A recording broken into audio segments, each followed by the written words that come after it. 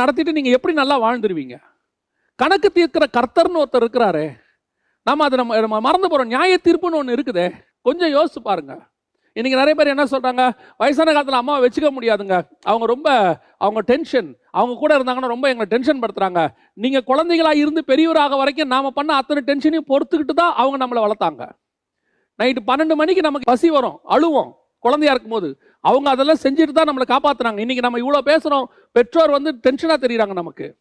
சொல்றாங்க வயசான காலத்தில் உளறிக்கிட்டே இருக்கிறாங்க. நம்ம எவ்வளவு உளறி இருக்கிறோம்.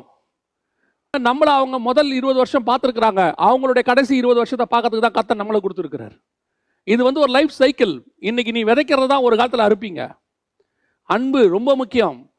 பிள்ளைகளிடத்தில் அன்பா இருங்கள். நீங்கள் எவ்வளவுக்கு உங்க பிள்ளைகிட்ட அன்பா இருக்கிறீங்களோ, நாளைக்கு உங்க பிள்ளைகள் வயதாகும் போது உங்களிடத்துல அன்பாக இருக்கும்.